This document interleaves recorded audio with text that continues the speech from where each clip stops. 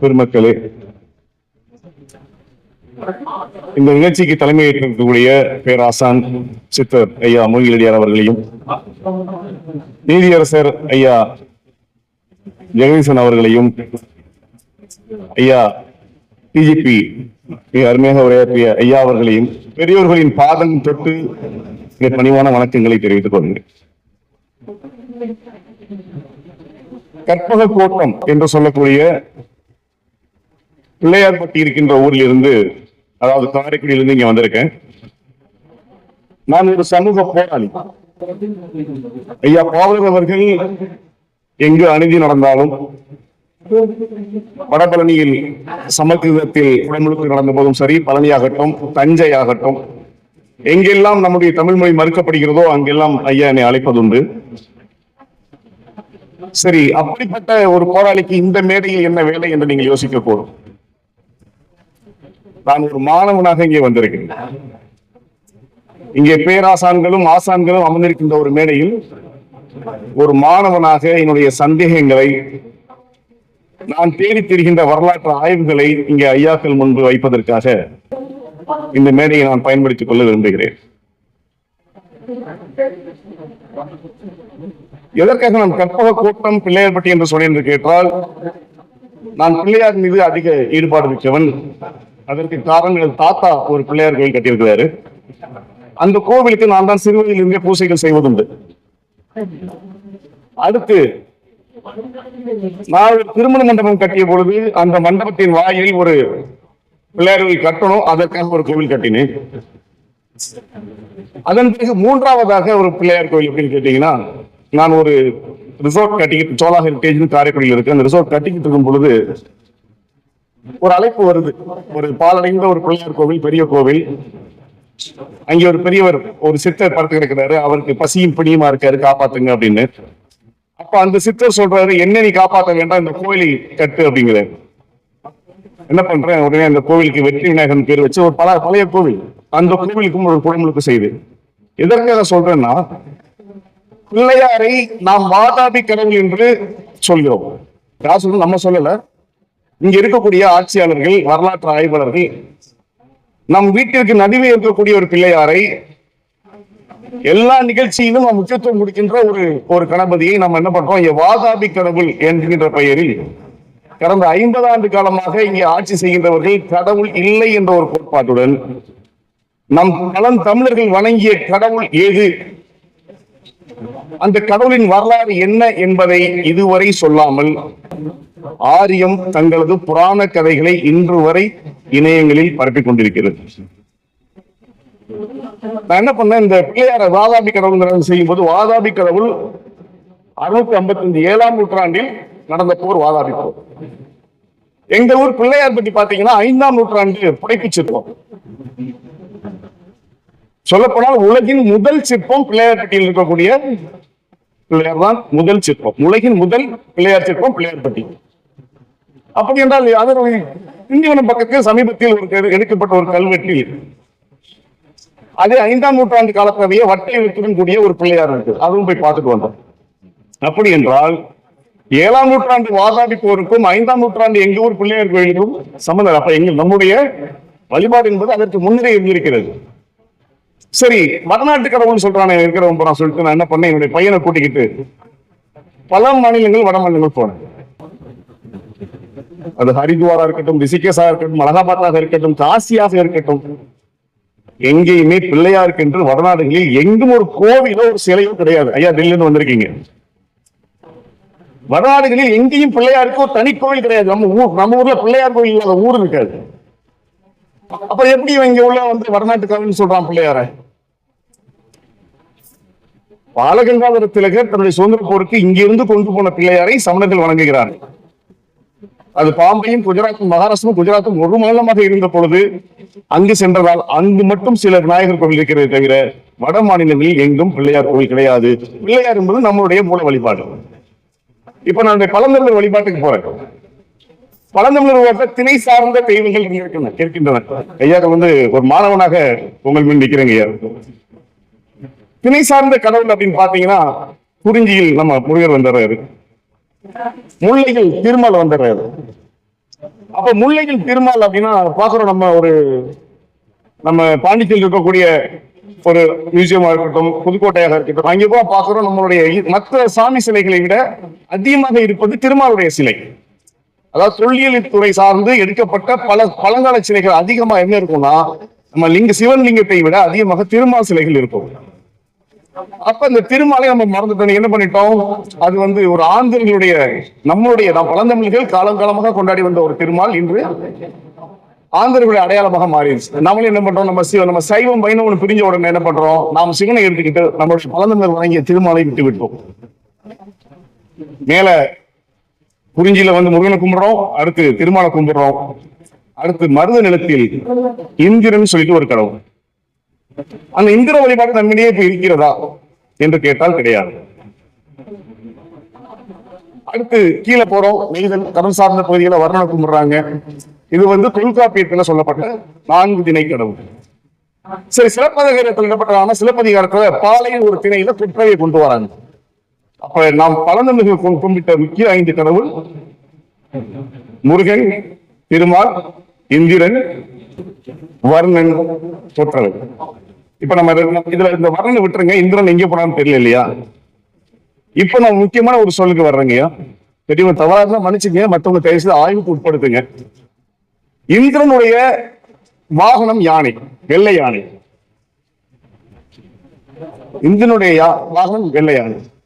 இந்திரன் யார் என்று கேட்டால் தேவர்களுடைய பதி. பிள்ளையார் யாரு? தேவகணங்களின் பதி. ஆக 2 பேருமே ஒரே தலைவராக சுட்டிக்காட்டப்படுகிறார்கள். தேவலோகத்தில் தேவர்களின் பதியாகவும் இந்திரன் சுட்டிக்காட்டப்படுகிறார், அதே தேவகணத்தின் பதியாக விநாயகரும் சுட்டிக்காட்டப்படுகிறார். அப்ப இந்த இந்திரனுடைய வாகனம் வெள்ளை யானை. சிலப்பதிகாரத்துல புகார் காண்டத்துல 7 கோட்டங்கள் சொல்லப்பட்டிருக்கும். அது அமரதர் கோட்டம், அதாவது இந்திர விழா காவை எடுத்த ஊர் அப்படிங்கிற ஒரு பகுதியில இந்திர விழா என்பது நம்மளுடைய பாண்டிய நாட்டிலா இருக்கட்டும், சோழ நாட்டிலாக இருக்கட்டும், ஒரு அரசு விழாவாக பல ஆயிரம் ஆண்டுகளாக எடுக்கப்பட்ட ஒரு விழா இந்திர விழா. இப்ப அந்த இந்திர விழா நம்ம கிட்ட இல்லாம போயிடுச்சு. அது எப்படி மருவியது என்கின்ற ஒரு காரணத்தை இங்க சொல்ல விரும்புகிறேன். அந்த தேவலோகத்தில் கற்பக மரம் என்றால் வேண்டியதை கொடுக்கக்கூடிய ஒரு மரம் என்று சொல்லுவார்கள். எது கற்பக மரம் என்று கேட்டால் பனை மரம். பனைமரம் தேவலோக மரம் என்று போற்றக்கூடிய அளவுக்கு ஒரு சிறந்த மரம். அந்த தேவர்கள் அமர்ந்து அந்த கற்பக கோட்டம் என்பது பனைமரம் நிறைந்த பகுதியில் அமர்ந்து வணங்கினால் வேண்டியது கிடைக்கும் என்று பொருள் சிலப்பதிகாரத்தில் சொல்லப்பட்டிருக்கு. அந்த கற்பக கோட்டம் எங்க ஊரு பிள்ளையார்பட்டி. நீங்க பிள்ளையார்பட்டி பாத்தீங்கன்னா பின்னாடி இருக்கக்கூடிய வயல்வெளியில அதிகமான பனைமரங்கள் இருக்கும். அதன் நடுவே எங்க ஊர் சிற்பி என்ன பண்ணிட்டாருன்னா, முதலில் வரைந்தது, நீங்க போய் அப்புறமா பாருங்க, பிள்ளையார்பட்டி பிள்ளையாருக்கு இந்த 4 கைகள் இருக்காது, மனித உடல் யானை தலை இருக்காது. ஒரு யானையை அமர வைத்தால் எப்படி இருக்குமோ அதே தோற்றத்துடன் தான் இருக்கும். தெளிவா தெரிஞ்சுக்கங்க, போய் பாருங்க, கை யானை கைதான் இருக்கும். யானை அமர வைத்தால் எப்படி இருக்குமோ அப்படி ஒரு புடைப்பு சிற்பத்தை எங்கள் ஊர் பிள்ளையார்பட்டி ஒரு சிற்பி அங்கே புடைப்பு சிற்பமாக செதுக்கி வைத்தான். அதுதான் பிற்காலத்தில் பிள்ளையாராக மாறியது. அந்த பிள்ளையார் வழிபாடு என்பது என்னுடைய ஆய்வினை பொறுத்தவரை ஒரு இந்திர வழிபாட்டு முறை. இந்திரனை சிற்பமாக செதுக்காமல் இந்திர வழிபாட்டினை, அதாவது அந்த இந்திர விழாவில் ஒரு காட்சி இருக்கிறது. அந்த கற்பக மரத்தில் வெள்ளை கொடிய வெள்ளியானை கோட்டம் என்கின்ற ஒரு கோட்டம் சிலப்பதிகாரத்தில் பெரியவங்க இருக்கு. அந்த வெள்ளியானை கோட்டத்தில் முக்கியமான விழா என்பது கற்பக மரத்தில் வெள்ளை யானை கொடியை ஏற்றுவது. அந்த வெள்ளை யானை தான் இங்கே சிற்பமாக செதுக்கப்பட்டு அது ஆரியத்திற்கு சென்று யானை தலை மனித உடல் என்று நடனமாடும் பிள்ளையார் வரை இன்னைக்கு வந்துருச்சு. அதனால் நான் சொல்கின்ற இந்த புதிய கருத்தினை இங்க இருக்கக்கூடிய பெரியவர்கள் ஆய்வுக்கு உட்படுத்தணும். நம்ம எதுக்காக சொல்றேன்னா, இப்ப நீங்க சிவன் கோயில், இப்ப நான் ஒரு சுற்றுலா தொழில் செஞ்சுட்டு இருக்கேன். மலேசியா இருந்து வர்றவங்க கூட கேட்பாங்க, நீங்க என்னங்க ஒரே சிவன் கோயிலா காட்டுறீங்க, எல்லாம் ஒரே மாதிரி சிவனா இருக்கு, உள்ள போய் பிடிக்கல அப்படிம்பாங்க. ஏன்னா ஒரே சிவன் தானேங்க, எல்லா கூட்டமா இருக்கு, நாங்க போய் வரிசையா போறோம், கடைசியா பார்த்தா சிவன் தான் இருக்காரு அப்படின்னு. இப்ப நான் சொல்லுவேன், எல்லாம் ஒரே சிவன் கிடையாது. அங்க கீழே இருக்கிறவங்க ஒரு பழம்பெரும் சித்தர்கள். நீங்க எல்லாரையும் சிவனா பார்க்காதீங்க.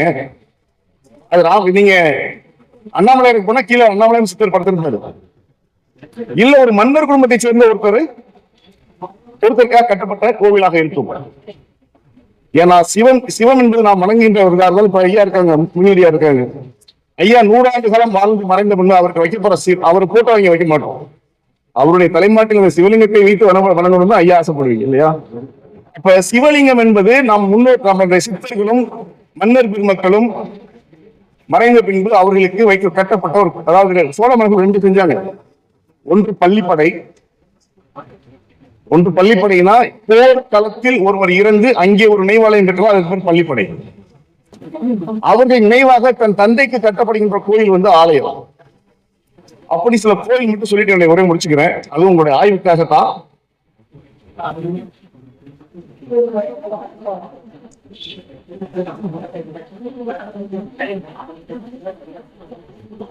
பிராந்தக சோழன் யாருன்னு கேட்டீங்கன்னா, ராஜராஜ சோழனுக்கு முன்னாடி ஒரு 50 ஆண்டு காலம் ஆட்சி செய்தவன். அவன் தன்னுடைய தந்தைக்கு ஆதித்த சோழனுக்கு எங்க பண்றான்னா, காளகஸ்தி அருகில் ஒரு ஊர்ல ஒரு பள்ளிப்படை கோவில் கட்டுறாரு. இன்றைக்கு அந்த கோயிலோட பேர் என்னாச்சு தெரியுமா? ஆதித்தேஸ்வரர். சமஸ்கிருதம் என்ன ஆயிடுச்சு? அங்க போய் கும்பிடும் பொழுது இது நம்முடைய தாத்தினுடைய வரலாறு இங்க சொல்லப்படல. எல்லா கோவில்களையுமே அது இன்னைக்கு சமஸ்கிருத கடவுளாக ஆதித்தேஸ்வரர் ஆயிடுச்சு. அடுத்து அதே பிராந்தக சோழன் என்ன பண்றாரு, நம்ம திருவாலந்தூர் ஊருக்கு பக்கத்துல அவருடைய நினைவா ஒரு கோயில் கட்டுறாரு. அந்த கோயில் இன்னைக்கு இருக்கு. அது ஆலயம். அங்கே கட்டினது பள்ளிப்படை, இங்க கட்டினது ஆலயம். அந்த ஆலயத்துக்கு பேர் இன்னைக்கு பிரம்மபுரீஸ்வரர். அப்ப மக்கள் பேர் கும்பிடுவோம். எப்படி கும்பிடுறான்? கடவுளே பிரம்மபுரீஸ்வரா. அப்ப என்ன நம்மளுடைய வரலாறு? நம்முடைய வரலாறு இங்க காணாம போகும். அடுத்து ராஜராஜ சோழன் தன்னுடைய பாட்டனாருக்கு அரிஞ்சய சோழனுக்கு வேறொரு பக்கத்துல ஒரு கோயில் கட்டுறாரு. இன்னைக்கு அந்த கோயில் எப்படி கேட்டா, சமஸ்கிருதத்துல மந்திரம் பாடக்கூடிய அரிஞ்சீஸ்வரர் அப்படின்னு மாறிடுச்சு. இன்னொரு பேரு சோழீஸ்வரர்னு இருக்கு அந்த கோயில் வேலூர் பக்கத்துல. அடுத்து விருதுநகர்ல வீரபாண்டி கட்டபொம்மன் ஒரு கோயில் கட்டியிருக்கிறாரு, பள்ளிமரங்கிற ஊர்ல. அது ஒரு கோயில். ராஜேந்திர சோழன் தன்னுடைய சிற்றன்னைக்கு பஞ்சமா தேவிக்கு, வானவமா தேவிக்கு ஒரு கோயில் கட்டியிருக்கிறாங்க. அந்த கோயிலுக்கு பேர் இன்னைக்கு ராமலிங்க சுவாமி கோவில். சிவாலயம் தான். நீங்க போனீங்கன்னா மிகப்பெரிய சிவன் இருக்கும், சிவாலயம் தான். நம்ம தேவாரம் கும்பிடுறோம். ஆனா அங்க இருக்கிறவங்க யாரு? நம்மளுடைய முன்னோர்கள், நம்முடைய சித்தர் பெருமக்கள், மன்னர் பெருமக்கள், வாழ்ந்து மறைந்தவர்கள், ஞானிகள். அடுத்து திருவள்ளஞ்சூரியில சோழ மன்னர் கட்டின ஒரு கோயிலுக்கு பேரு, ஒரு சோழ மன்னர் குடும்பத்தார் கட்டின கோயிலுக்கு பேர் இன்னைக்கு என்ன பேருன்னா சர்தரீஸ்வரர். அங்க போய் என்ன பண்றான்? நாக சோழமே இருந்துட்டு இருக்கலாம். உள்ள இருக்க நம்ம தாத்தா பத்தின கதை இங்கே கிடையாது. அடுத்து நிறைய இருக்கு, சொல்லிட்டே போலாம். எதுக்கு சொல்றேன்னா, நீங்க விக்கிபீடியாவை தொடங்க. ஒவ்வொரு சிவனுக்கும் ஒரு புராண கதை. பிரம்மன் தோன்றினான், சிவன் ஆடினான், தாண்டவம் ஆடினான், காட்சி அளித்தார். அப்ப ஒவ்வொரு சிவனாலயமும் ஒரு வரலாற்றை சொல்கிறது. அந்த வரலாறு எதுவுமே இன்று வரை மீட்கப்படவில்லை. அதை யார் மீட்க போறார்? நம்ம கடவுள் இல்லைங்கிற பேர்ல ஒரு 50 ஆண்டுகள் ஆட்சியாளர்கள் நம்ம கும்பிட்ட கடவுள் எதுனே சொல்லாம ஆட்சி பண்ணிட்டு இருக்கிறோம். நம்மளும் போய் என்ன பண்றோம்? நம்ம இல்ல, நம்ம மக்களும் போய் எல்லாத்தையும் ஒண்ணுமே வரலாறு தெரியாம கும்பிடுறானே. உள்ள இருக்கிற நம்ம தாத்தன் தானே, தாத்தான்னு கும்பிடலாம்ல. இப்ப நீங்க பிராந்தக சோழன் அவர் 50 ஆண்டு ஆட்சி பண்ணாரு. அதுக்கு பிறகு ராஜராஜ சோழன் தன்னுடைய தாத்தனுக்கெல்லாம் கோயில் கட்டுறாரு. அப்ப இந்த பிராந்தக சோழனுக்கு கோயில் கட்டியிருப்பாங்கல்ல, கண்டிப்பா ராஜராஜ சோழன் கட்டியிருப்பாருல்ல. பிராந்தக சோழன், பிரகத சோழன், பிரகதீஸ்வரர் ஏன் இருக்கக்கூடாது? பிரகதீஸ்வரர் கோயிலையும் நம்ம சொல்றோம், வெறும் சிவன் கோயிலா அதை பாக்குறோம். பிராந்தக சோழன் கட்டியிருக்காரு. வரலாறு புறம் பாத்தீங்கன்னா எல்லாருமே தன் தந்தைக்கும் தாய்க்கும் கோவில் கட்டுறாங்க. பிராந்தக சோழன் மரணிச்சு கூட ராஜராஜ சோழன் வராரு. அவர் பிராந்தக சோழனுக்கு கட்டிய கோவில் எங்க? இன்னொரு சந்தேகம் எனக்கு இருக்கு. அப்ப ராஜேந்திர சோழன் தன் சிற்றன்னைக்கு ஒரு பெரிய கோவில் கட்டியிருக்காரு. அப்ப தன்னுடைய தந்தை ராஜராஜ சோழனுக்கு நம்ம நினைக்கிற மாதிரி ஒரு லிங்கம் கடந்து பார்த்துருக்கோம், நெட்ல பார்ப்போம், ஒரு லிங்கம் கிடைக்குது. ராஜராஜ சோழனுடைய நினைவிடம் கூட கட்டாம இருக்காங்க. எப்படி ராஜேந்திர சோழன் உலக ஆண்டவர், பாட்டனுக்கு சிற்றன்னைக்கு கோயில் கட்டினாங்க, தன் தகப்பன் ராஜராஜ சோழன் கோயில் கட்டி பாட மாட்டாரா? அந்த கோயில் இருந்தா எங்க இருக்கும் நினைக்கிறீங்க? என் ஆய்வை பொறுத்தவரை அது கங்கை கொண்ட சோழபுரம். கங்கை கொண்ட சோழபுரத்திற்குரிய சோழீஸ்வரர் கோவில் நிச்சயமாக ராஜராஜ சோழனுடைய ஒரு ஆலயமாக ஒரு சீவசமாதி அதுல ஒரு அவர் நினைவு சொல்லப்போனா அடக்கம் செய்திருக்க எனக்கு எல்லாம் காவிரி ஆற்றங்கரை கட்டப்பட்ட கோவில். இதை எல்லாமே நான் முடிவு செய்து சொல்லவில்லை. இங்க பெரியவங்க இருக்காங்க, பெரியவங்க இருக்கீங்க, அதுக்குன்னே நீங்க காலம்புற படிச்சுட்டு இருக்கீங்க, பாடுறீங்க. ஒரு மாணவனாக என்னுடைய சந்தேகங்களை உங்கள் முன் வைக்கிறேன். இதை ஆய்வுக்கு உட்படுத்துங்கள். அடுத்து ஒரே ஒரு விஷயத்தை சொல்லிட்டு நான் முடிச்சுக்குவேன். இன்னைக்கு பெரியவங்க எல்லாம் வந்து இப்ப இந்த கோயிலுக்கு கோயிலுக்கு போறோம். பழனிக்கு கோயில் போகும் பாத்தீங்கன்னா அந்த மாலை போடுவோம். மாலை எதுக்காக போடுறாங்க அப்படின்னா ஒழுக்கமா இருக்கணும், நல்லது போகக்கூடாது, சுய கட்டுப்பாட்டுக்காக நினைச்சு போட்டுட்டு இருக்கான். பிளஸ் அந்த ஒரு மாசம் ரொம்ப தீவிர பக்தியா இருக்கும்னு விரும்புறோம். நான் என்ன பண்ணேன்னா சமீபத்துல லடாக்குங்கிற ஒரு ஊருக்கு போயிருக்கேன். காஷ்மீர்ல இருந்து லடாக்குக்கு பைக் ரைடு போயிருக்கேன். நான் போன காலம் வந்து ரொம்ப அதிகமான பனிக்காலம். எனக்கு ஒரு டூர் கைடு வர்றாரு. கைடு வந்தாலுமே நான் மலையோட உச்சிக்கு போறப்ப எனக்கு என்ன ஆகுதுன்னா யதார்த்தமாவே லடாக்ல வந்து லோ ஆக்சிஜனுடைய அளவு ரொம்ப குறைவாக இருக்கும். அது எனக்கு தெரியாது. நான் காஷ்மீர் அடிக்கடி போவேன். அப்படி நினைச்சு போயிட்டேன் பைக்ல. அங்கே போனா பாத்தீங்கன்னா முதல் ஒரு நாள் வந்து எடுக்க சொல்லிட்டாங்க, உங்க ஆக்சிஜன் லெவல் முதல்ல உங்க மூச்சு பயிற்சி எடுத்துக்கங்க அப்படின்னு. எடுத்தாலுமே மறுநாள் என்ன பண்றேன், ஒரு அவரை கூட்டிக்கிட்டு அந்த உச்சி மலைக்கு போகும்போது எனக்கு ரொம்ப தலைவலி வந்துருச்சு. ஏன் தலைவலின்னு கேட்டீங்கன்னா என்னுடைய ரத்தம் உறைய ஆரம்பித்து விட்டது. நான் உடனே என்ன பண்றேன், என்னை வந்து அந்த அந்த கைடு என்ன பண்றாருன்னா ஒரு கிராமத்துக்குள்ள கூட்டு போறாரு. அந்த கிராமத்துல கூட்டு போனா அங்க ஒரு அம்மா என்ன பண்ணாங்க, அவங்க வீட்டுல இருந்த ஒரு செம்பு மாலையை கொண்டாந்து கழுத்துல போட்டு விட்டாங்க. ஒரு தண்ணி, அது என்ன தண்ணி தெரியல, ஒரு கசாயத்தை காய்ச்சி கொடுத்துட்டு நீ உடனே ஆஸ்பத்திரிக்கு போங்க. ஏன்னா அங்கங்கே வந்து ஆக்சிஜன் பூத்து இருக்கும். அந்த லடாக் மலையில அங்கங்கே ஆக்சிஜன் பூத்து இருக்கும். நான் அதுக்கு போல ஆஸ்பத்திரிக்கு வந்துட்டோம். இப்ப நான் யோசிக்கிறேன், எதற்காக நான் தலைவலிக்கும் போது, என்னுடைய ரத்தம் உறையும் பொழுது, அதிக பணியாக இருக்கும் பொழுது என்னுடைய கழுத்தில் எதற்காக ஒரு செம்பு மாலையை போட்டு விட்டார்? செம்பினால் முழுவதுமாக செய்யப்பட்ட ஒரு மாலை. இடையில வந்து நம்ம ஒரு ருத்ராட்சமோ இல்ல ஒரு துளசி கட்டையோ கிடையாது. அப்புறம் தான் பாக்குறேன் செம்பு மாலை அந்த கிராமத்துல மக்கள் அதிகமா பயன்படுத்துறாங்க. காரணம், செம்பு என்பது நம்முடைய உடலில் உள்ள ரத்த ஓட்டத்தை அதிக பனிக்காலங்களின் போது சீராக வைத்திருக்கக்கூடிய ஒன்று. சொல்ல போனா பெரியவங்க இந்த வயசு, அதாவது சித்தர்கள் எல்லாமே சும்மா சொல்லிட்டு போல இந்த மாலையை போடு, இன்னைக்கு நம்மளுடைய மாலை தங்கமாவும் வெள்ளியாவும் மாறிக்கிட்டு இருக்கு. ஆனால் உண்மையிலேயே செம்பு என்பது நம்முடைய உடலை தற்காக்கக்கூடிய ஒன்று. இதுவும் ஆன்மீகத்தில் இதனுடைய அது ஒரு ஆய்வு பண்ணிட்டு இருக்கேன். நான் ஏதாவது தவறாக பேசியிருந்தால் இருக்கக்கூடிய பெரியவர்கள் மன்னிக்கணும். நான் சொன்ன கருத்துக்களை மட்டும் எல்லாரும் பரிசீலிக்கணும். மீட்டெடுக்கணும் நம்மளுடைய வரலாற்றை, நம்மளுடைய கடவுள் யார். நான் வந்து ஐயாட்ட சொன்னேன், பாவலர் ஐயாட்ட, நான் சாரிக்குள்ள ஒரு மாநாடு ஏற்பட்டுதான் மாநாடு முடிச்சேன். தமிழர்களின் கடவுள் எது அப்படிங்கிற தலைப்புல ஒரு மாநாடு போடணும். கல்வெட்டு ஆய்வாளர்கள், இலக்கியவாதிகள் எல்லாரையும் வச்சு நம்ம மறைநடிகர் ஒரு கூட்டம் போட்டாரு. மூணு நாள் அந்த காலத்துல போட்டாங்க. அதே மாதிரி ஒரு 3 நாள் கூட்டம், தங்கும் வசதி சாப்பாட்டு வசதியோட ஒரு 3 நாள் கூட்டம் போட்டு நாம் வணங்கிய கடவுள் எது, அந்த கடவுளுடைய பின்னணி என்ன, சிவம்னா என்ன, திருமால்னா என்ன, முன்னோர் எதை கும்பிட்டான், எதை சொன்னா, எதை அறிவியல் சார்ந்து சொன்னாங்க, ஒரு பெரிய விளக்கத்தை இந்த தமிழுக்கு நாம் சொல்லியே ஆகணும்.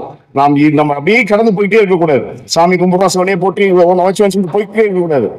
அதனால சீக்கிரமே எல்லாருக்கும் அழைப்பு வரும். தயவு செய்து நம்ம வந்து ஒரு 2-3 நாள் தங்கி நம்முடைய கடவுள் எது, நம்முடைய கடவுளை பற்றிய ஒரு தெளிவான விளக்கம் இந்த மக்களுக்கு நான் சொல்லி அவங்க வேண்டிக்கிறேன். எல்லோருக்கும் நன்றி.